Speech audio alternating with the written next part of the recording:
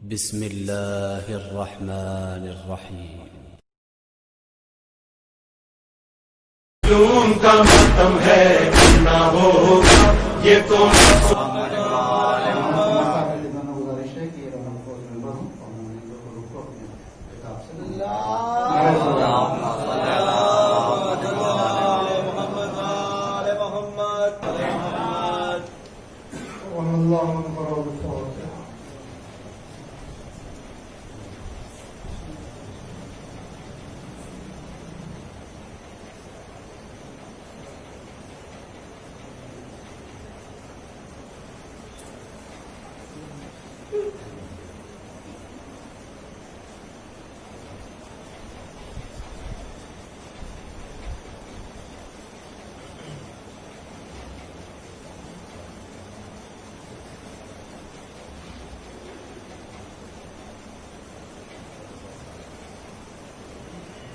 الله لا قوة إلا بالله العلي العظيم. أعوذ بالله من الشيطان الرجيم. بسم الله الرحمن الرحيم. الحمد لله الذي هدانا لهذا وما كنا لنهتدي لولا أن هدانا الله. لقد جاءت رسل ربنا بالحق والصلاة والسلام على أشرف الأنبياء والمرسلين خاتم النبيين رحمة للعالمين حضور رب المشرقین والمغربین جد الحسن والحسین والقاسم وعلى آله الطيبين الطاهرين المحفوظين المؤمنين المتقين المنتظرين ورحمة الله على آبائهم أجمعين من الآن إلى قيام يوم الدين. أما بعد فقد قال الله تبارك وتعالى في محكم كتابه المجيد وفرقانه الحميد وكتابه الرشيد وقوله الحق. بسم الله الرحمن الرحيم. إن أول بيت وضع للناس الذي ببكة مباركا وهدى للعالمين صلوات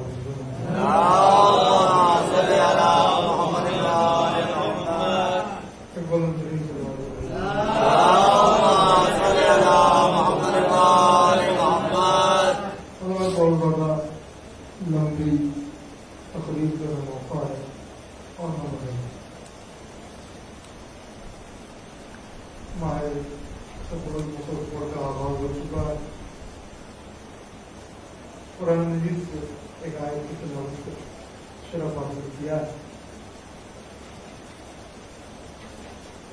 جس میں ارشاد رسول ہو رہا ہے کہ انا اول بیتم وضع للناس، یقیناً یہ پہلا گھر ہے جو لوگوں کے لیے وضع کیا گیا، بنایا گیا. للذی ببکہ، کہاں بنا ہے یہ گھر؟ بکہ میں. ابھی میں اس کی وضاحت کروں گا آگے چل کے. پہلے ذرا سا چیز کی طرف متوجہ ہو جائے کہ گھر کیا ہے، جس کے بارے میں خدا قرآن میں بیان کر رہا ہے. پہلا گھر ہے جو وضع کیا گیا ہے لوگوں کے لیے. مکہ میں یہ گھر مبارک ہے، برکتوں والا، اس میں برکتیں نازل ہوتی ہیں. وہدی للعالمین، اور یہ گھر عالمین کے لیے ہدایت. ایک تو پروردگار عالم کہہ رہا ہے کہ پہلا گھر، یعنی اس سے پہلے کوئی بھی گھر روئے زمین پر نہیں، سب سے پہلا گھر، اول گھر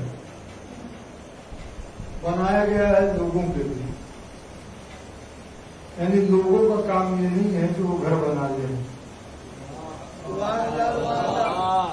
گھر بنے گا اللہ کی طرف سے، لوگوں کو اس گھر سے ہدایت حاصل کرنی. بہت توجہ ہے. لوگوں کو اس گھر سے ہدایت حاصل کرنی ہے. لوگوں کا کام نہیں کہ وہ مل جل کر کوئی گھر بنا لے اپنی طرف سے، یا الیکشن کر لے چند گھر ہو اور ان میں کوئی ایک گھر چن لیا ہے. ایسا بھی نہیں.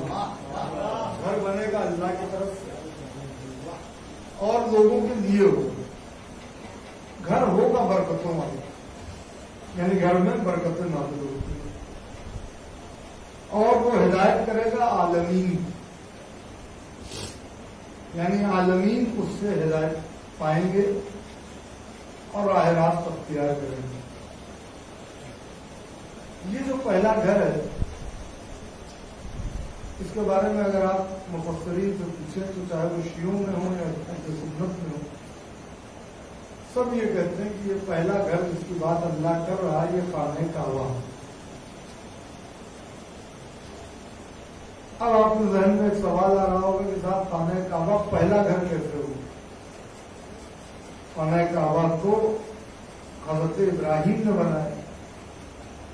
जब हजरत इब्राहिम ने खुदा के हुक्म से बनाया है तो फिर हजरत इब्राहिम से पहले तो बहुत ज्यादा अरसा है जिसमें पीरियड है जिसमें अंबिया गुजर चुके, और कितने घर बने और कितने घर टूट गए और कितने बिखरे और कितने बाकी रहे। तूफान नूह में पूरा सफाई हो गया, उसके बाद सरनौ फिर से घरों की तामीर हुई। तो ये कैसे कहा जा सकता है कि खाने का पहला घर? देखिए, यही मैं आपको खिदमत में अर्ज करना चाहता हूँ कि खाना काबा जो है वो पहला घर है। इससे पहले कोई भी घर हुए जमीन पर नहीं था। उसके लिए मुफस्सरीन ने रवायतों का सहारा लिया, और हमारे यहाँ गज़वत कुबरा के बाद जो सबसे बड़े आलिम गुजरे हैं वो शेख सद्दूक अलैहिर्रहमान, इनकी किताब है मन ला यहज़रुल फ़क़ीह। उसमें उन्होंने खाना काबा के सिलसिले में बयान किया है। तो छठे इमाम के हवाले से जिक्र किया कि मुखबिर सादिक़ फरमाते हैं अल्लाहुम्मा सल्ली अला मुहम्मद व आले मुहम्मद कि खाना काबा नाज़िल हुआ। खाना काबा नाज़िल हुआ यानी बना नहीं, जमीन पर बनने के लिए नहीं, बल्कि सबसे पहले खाना काबा नाज़िल हुआ। कब नाज़िल हुआ? कि जब हजरत आदम को अल्लाह ने जन्नत से भेजा और वो जमीन पर आया, तो हजरत आदम को ये इश्तियाक हुआ कि मैं खुदा के कुर्ब से इतना दूर हो गया, लिहाजा कोई ऐसी चीज हो कि जो मुझे अपने खुदा की तरफ मुतवज्जे रखे। तो हजरत आदम की इस ख्वाहिश की बिना पर अल्लाह ने उनकी दुआ को कबूल किया, और जब हजरत आदम और बीबी हव्वा जद्दा में इनकी मुलाकात हो गई और फिर ये उस सरजमीन पर आ गए जहां आज खाने काबा है, तो अर्श से जिब्रील एक सुतून लेके आए और एक खैमा लेके आए, और जहां आज खाने काबा है वहीं हजरत जिब्रील ने एक सुतून को नस्ब किया। वो याकूत का सुतून था और उससे उस कपड़े को बांध लिया और ऊपर एक कंदील रोशन कर। ये है खाने काबा की तारीख। खाने काबा हजरत आदम अलैहिस्सलाम के जमाने में खाने काबा की बुनियाद रख दी, खाने काबा बन गया। इसीलिए अल्लाह ने कहा कि ये पहला घर है। इससे पहले अभी जब आदम ही नहीं आए तो घर कहां से होगा? लिहाजा इससे पहले जमीन पर आदमियों के रहने के लिए कोई घर नहीं था। सबसे पहला घर अल्लाह का बना और जिब्रील उसे लेके आया, और जिब्रील ने अल्लाह के हुक्म से उसे नस्ब कर दिया जहां तक खैमे का साया गया। जो खैमा नस्ब हुआ, तो जहां तक खैमे का साया गया वो साया कहलाया बैत, और जहां तक वो कंदील से रोशन हुई थी उसकी रोशनी गई रात में, वो हिस्सा कहलाया हरम।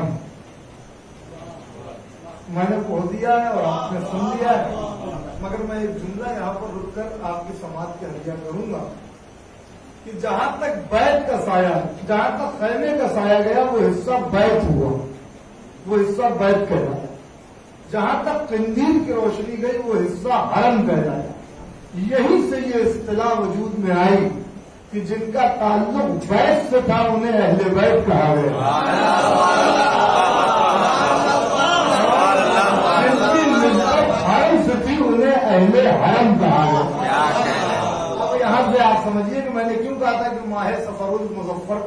एतराज हो गया, क्योंकि मुहर्रम का महीना वो है कि जहाँ अहले बैत हैं, नजर आ रहे हैं, अहले बैत कुर्बानी दे रहे हैं, मगर अब जो सिलसिला आगे बढ़ेगा दीन को बचाने का, वो अहले बैत अहले हरम के हवाले से सलमान मिले मोहम्मद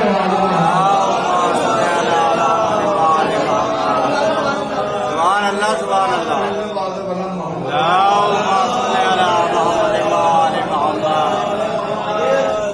ये सही है कि मौजू बहुत वसी है, बहुत वास्ट है, बहुत वाइड है। मुझे जैसे जाहिर के लिए इस मौजू को लेकर कई अशरे दरकार, कई अशरे पढ़े जाते, मगर बात को समेटते हुए मुख्तसर लफ्जों में सिर्फ आपके खिदमत में एक नतीजा पेश करें। तो ये तय हो गया कि खाना काबा पहला घर था जो हजरत आदम के जमाने में वजूद में आया। आदम नबी है, मगर काबा बना नहीं सकते जब तक अल्लाह का हुक्म नहीं होगा। जब बैत का तायन बगैर अल्लाह के हुक्म से नहीं होता, तो अहले बैत का तायन बगैर अल्लाह के हुक्म से कैसे होगा? बगैर अल्लाह के हुक्म से नहीं हो सकता। क्या आप ये कह दिए कि साहब अहले बैत में ये भी शामिल है और अहले बैत में वो भी शामिल है? आपकी मर्जी है, जिसे चाहे उसे शामिल कर दिए, दरवाजा खुला हुआ है, जिसे चाहिए उसे शामिल कर दिए, मगर चादर तकदीर में कोई दरवाजा नहीं है।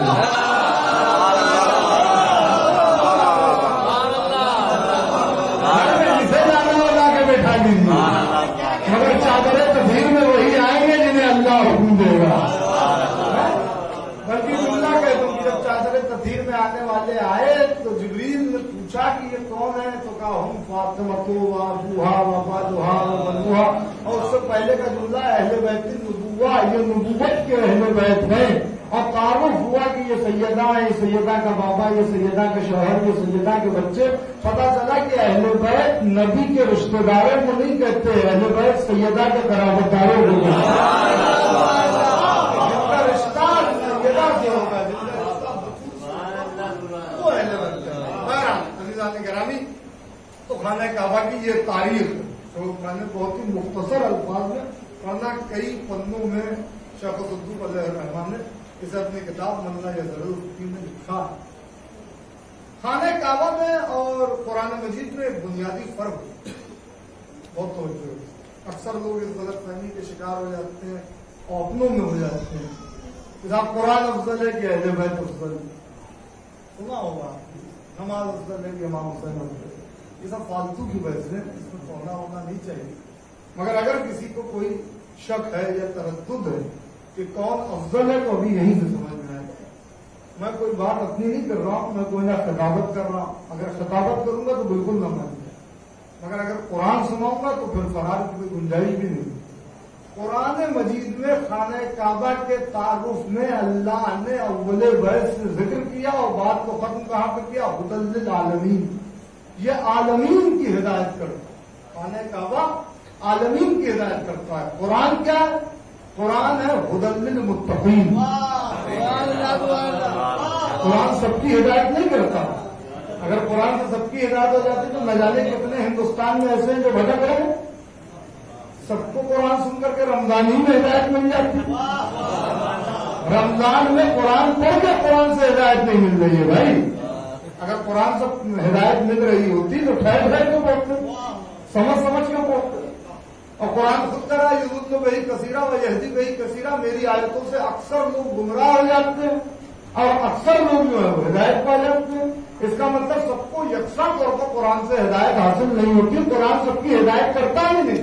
हुदल लिल मुत्तकीन, कुरान सिर्फ और सिर्फ मुत्तकीन की हिदायत करता है। बस याद रखिए, जितना मुत्तकीन के दायरे और आलमीन के दायरे में फर्क है, उतना ही फर्क खाने काबा में और कुरान मजीद में है। मुत्तकीन मुख्तसर सी जमात को कहा जाएगा। वो जमात हो सकता है एक मुल्क ही में सिमट है। जमाने का इमाम 313 मुत्तकी अफराद का इंतजार कर रहा है, और वो 313 भी उनके मेयार के हिसाब से नहीं है कि जो उनकी नजर में मुत्तकी है। तो मुत्तकी हो सकता है एक कमरे में सिमट आए, एक हॉल में सिमट आए, बहुत वो है तो एक शहर तक। मगर आलमीन यानी जिन इंस परिंद दरिन चरिन हवा फिजा समा फना, جہاں جہاں بھی اللہ کی مخلوق ہے وہ عالمین ہے، عالمین سے تعلق رکھتی ہے. ایک صلوات بھیج دو محمد. جہاں جہاں بھی اللہ کی مخلوق ہے وہ عالمین سے تعلق رکھتی ہے. تو لہذا اور اسی لیے اللہ نے اپنے آپ کو الحمدللہ رب المتقین نہیں کہا بلکہ رب العالمین کہا. وہ سب کو پالتا ہے، سب کو پالتا ہے جہاں جہاں بھی اس کی مخلوق ہے. تو قرآن مجید میں خانہ کعبہ میں ایک بنیادی فرق میں سمجھتا ہوں، اس سے بڑی دلیل میں دے بھی نہیں پاؤں گا. قرآن مجید میں خانہ کعبہ میں ایک بنیادی فرق ہے. قرآن ہدی للمتقین ہے، خانہ کعبہ ہدی للعالمین ہے. عالمین کی ہدایت کیسے کرتا ہے یہ بھی میں آگے بتا دوں گا. عالمین کی ہدایت کرتا ہے، عالمین کی ہدایت کرتا ہے خانہ کعبہ. تو خانہ کعبہ عالمین کی ہدایت کرتا ہے. یہی تو سمجھیے کہ جب کعبے کا یہ عالم ہے تو مولود کعبہ کا کیا عالم ہے. جو وارث کعبہ ہوگا اس کی کیا منزل ہوگی. سلمان لے لو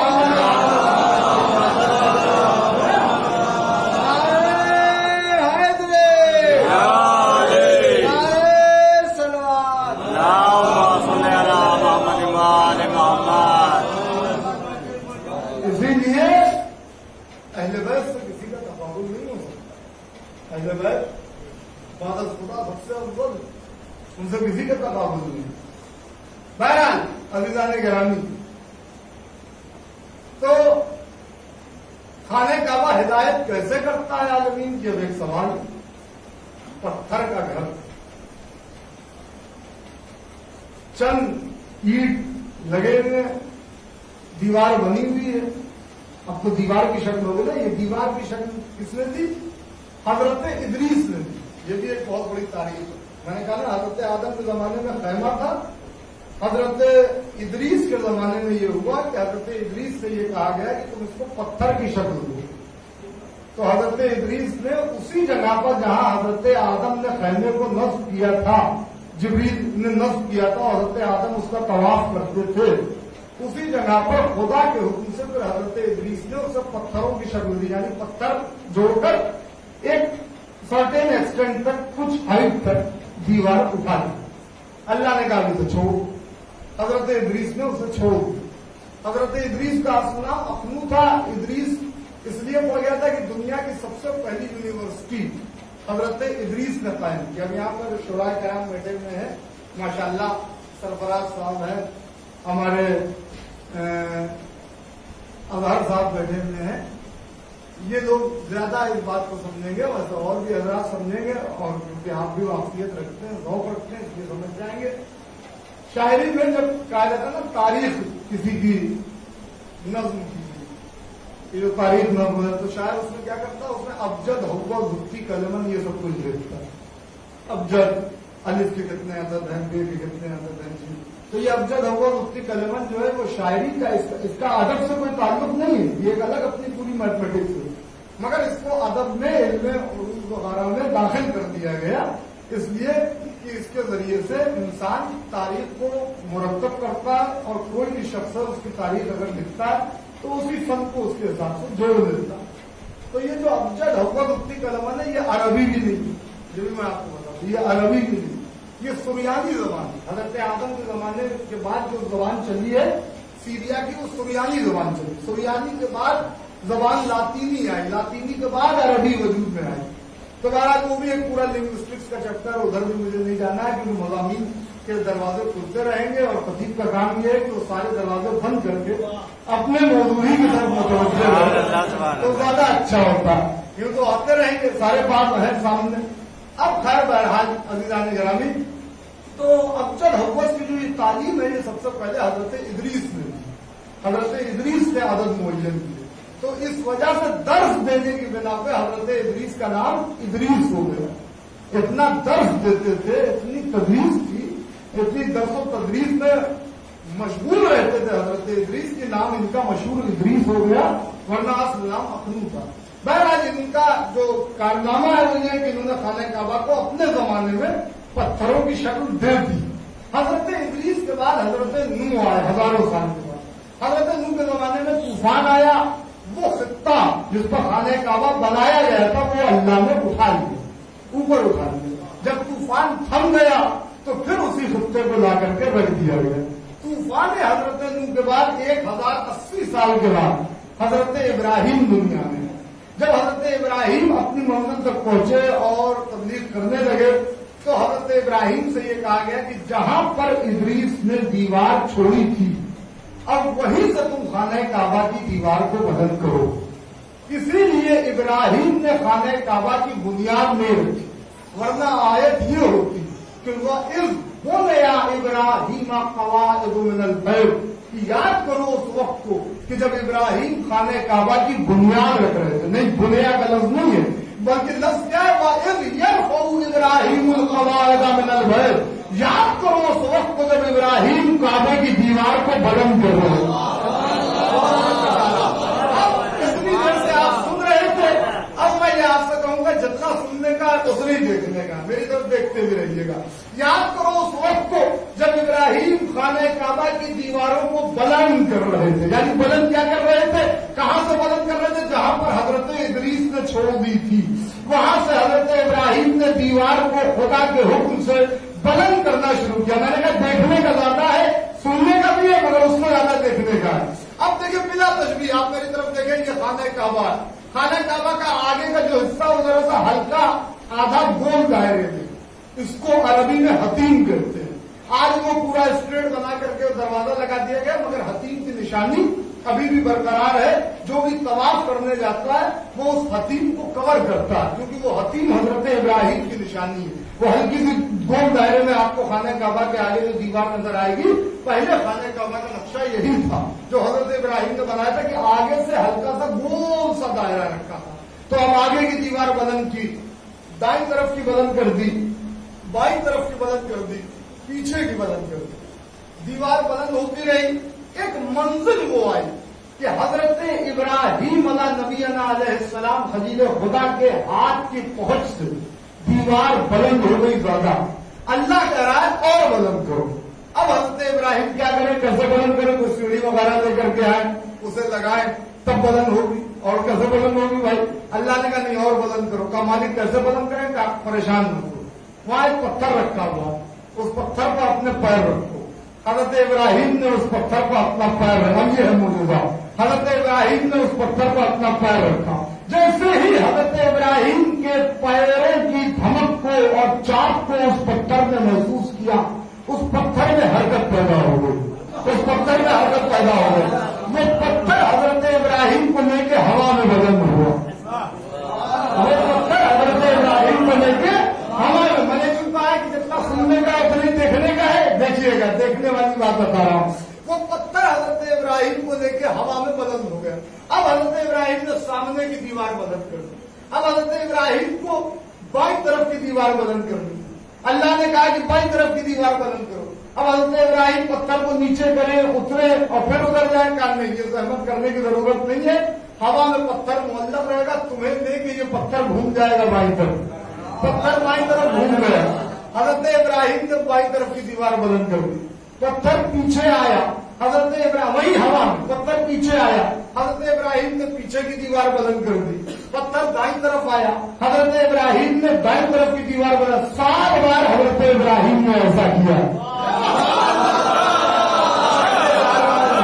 7 بار حضرت ابراہیم نے ایسا کیا کہ پتھر لے کے حضرت ابراہیم کو بلند ہوا. حضرت ابراہیم نے آگے کی دیوار بلند کر دی، بائیں طرف کی دیوار بلند کی، پیچھے کی دیوار بلند کی، دائیں طرف کی دیوار بلند کر دی. حضرت ابراہیم دیوار بلند کرتے رہے. پتھر حضرت ابراہیم کو لے کے ہوا میں اڑتا رہا، معلق رہا اور دائیں سے بائیں ہوتا رہا، آگے سے پیچھے ہوتا رہا. یہ کائنات آدم و عالم کا پہلا مکان ہے جو بن بھی رہا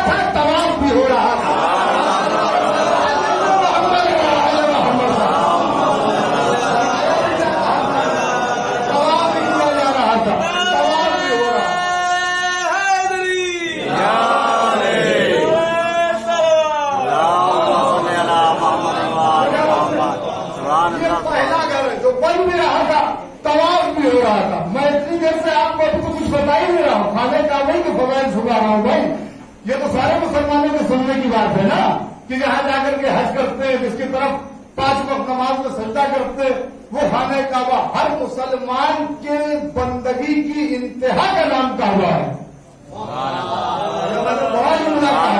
ہر عبادت گزار کے ہر مسلمان مسلمان کی ہر فرزند توحید کی بندگی کی انتہا کو کعبہ کہتے ہیں. ایک جملہ کہنے جا رہا ہوں جو سارے عالم اسلام اور سارے انبیاء اور مرسلین اور صدیقین اور شاہدین اور صالحین کی بندگی کی انتہا ہو اسے کعبہ کہتے ہیں. جو سب کی بندگی کی انتہا ہو وہ کعبہ ہے، اور جو سب کی انتہا ہو وہ علی کی زندگی کی ابتدا ہے. علی کی اس دنیا میں زندگی کی اس دنیا میں زندگی کی ابتدا ہے. ذرا سوچو کہ اس کی منزلت کیا ہوگی کہ جس کی زندگی کے سفر کا آغاز بھی خدا کے گھر سے ہوتا ہے، انجام بھی خدا کے گھر سے ہوتا ہے. ایک سوال میرے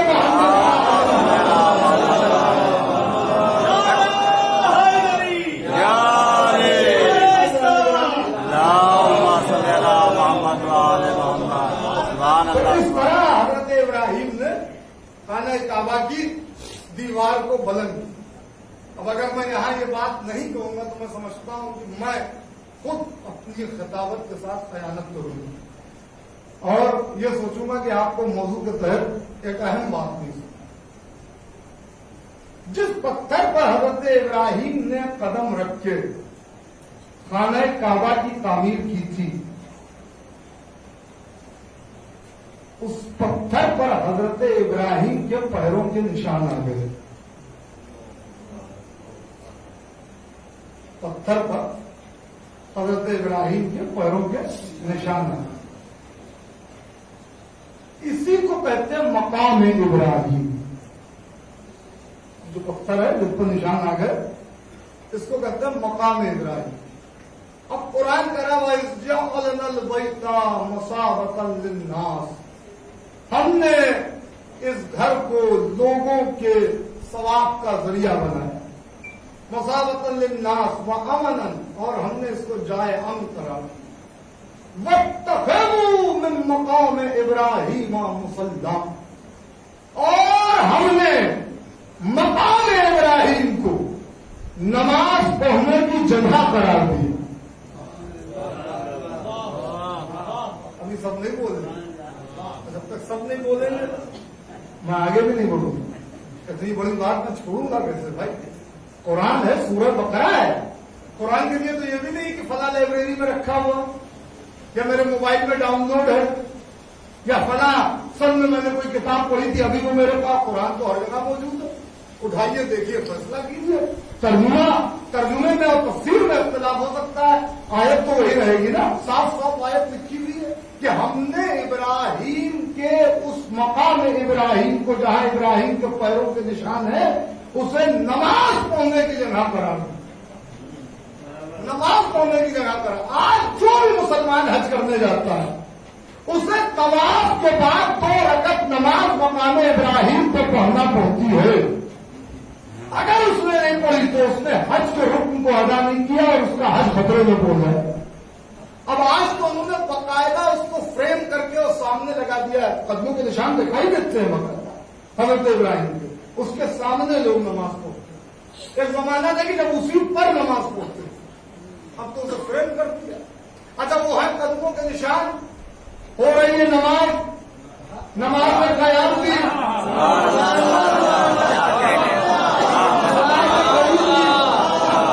نماز میں تشہد بھی، نماز میں رکوع بھی. آج کہاں ہے نماز کی معراج؟ سجدہ ہے.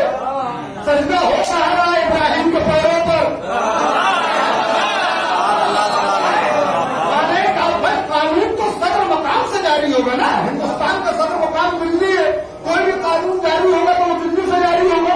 اسلام کا صدر مقام خانہ کعبہ ہے تو کوئی بھی قانون شریعت کا جاری ہوگا تو وہاں سے جاری ہوگا. آپ کہتے ہیں کہ نماز پڑھنا بدعت ہے. اگر غیر اللہ کا تصور آ جائے یہاں ابراہیم کے قدموں پہ سجدہ ہو رہا ہے، ابھی آپ کو کوئی بدعت نظر نہیں آتی کہ یہ رکوع ابراہیم کے پیروں پر. اور اللہ کہہ رہا ہے کہ ہم نے ابراہیم کے قدموں کے نشان کو نماز پڑھنے کی جگہ بنا دیا. نماز پر یعنی نماز اللہ کی ہو رہی ہے، قدموں کے نشان ابراہیم کے ہیں. میں کیا کہہ رہا ہو نہیں سکتا، میں مان نہیں سکتا کہ کوئی شخص وہاں پر مقام ابراہیم کو نماز پڑھ رہا ہو اور اس کے ذہن میں ابراہیم کے قدموں کو دیکھ کر ابراہیم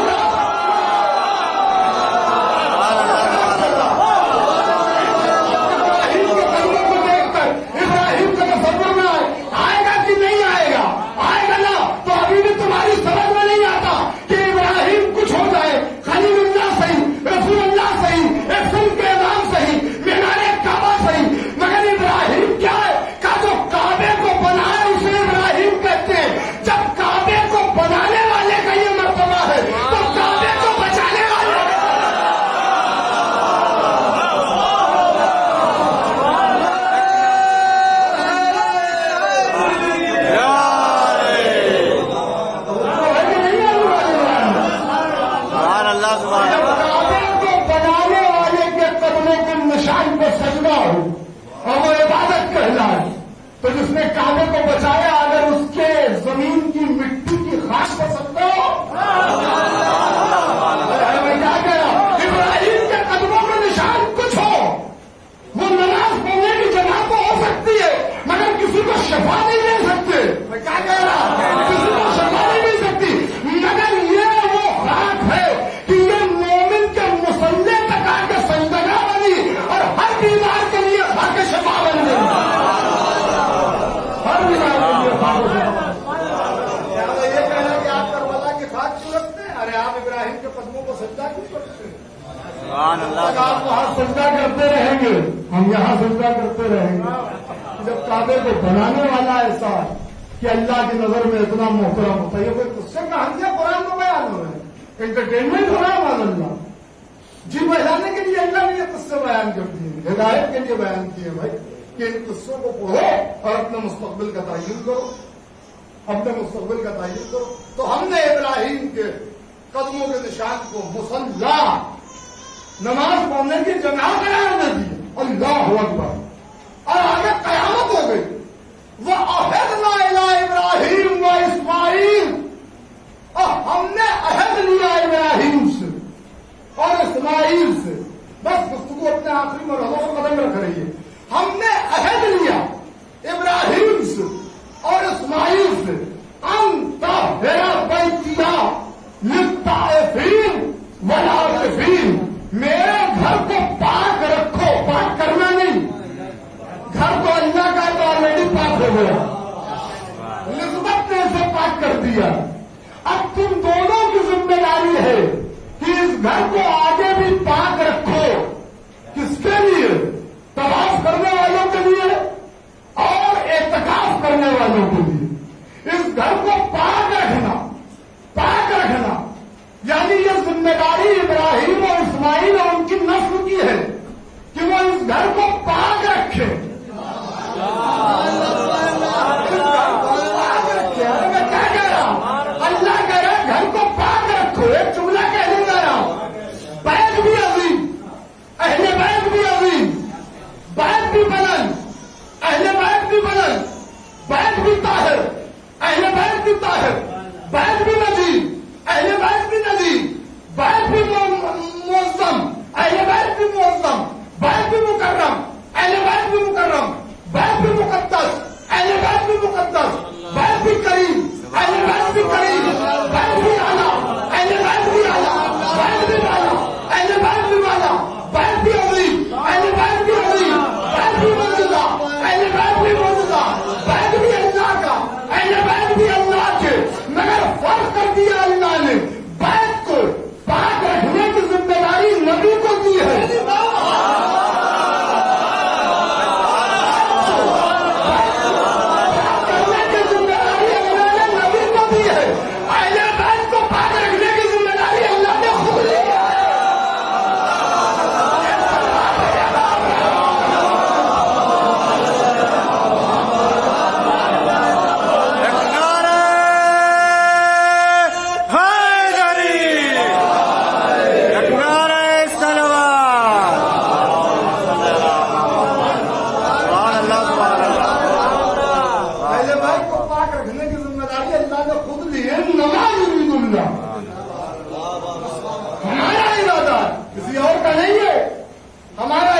ہم ہر روز برائی کو آپ سے دور رکھیں گے اب یہ نہ پریشان ہوں گے کہ فلاں کیوں نہیں آتے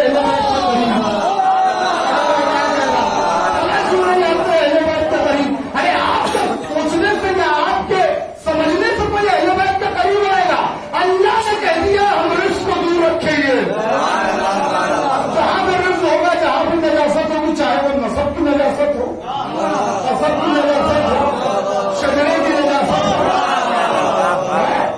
کیسی بھی نجاست ہو وہ اہل بیت کے قریب نہیں آ سکتا کیونکہ اللہ نے باؤنڈری کھول دی ہے ہم آنے نہیں دیں گے ان کا جانا کیا ہم آنے ہی نہیں دیں گے ان کے قریب نہیں آنے دیں گے ناز کیجیے اپنے مقدر پر کہ آپ آل محمد کے در پہ بیٹھے ہوئے ہوں اہل بیت کے در پہ بیٹھے یہ امام باڑے کے باہر آپ جائیں वो जिम्मेदारी कोई नहीं ले रहा। मगर जब अल्लाह खाने में तो जिम्मेदारी है कि न कोई रोना है न कोई कोरोना है, सुभान अल्लाह। उसका कोई रोना नहीं है, इसलिए कि ये वो जगह जहाँ पे रिज़्क़ आ ही नहीं सकता।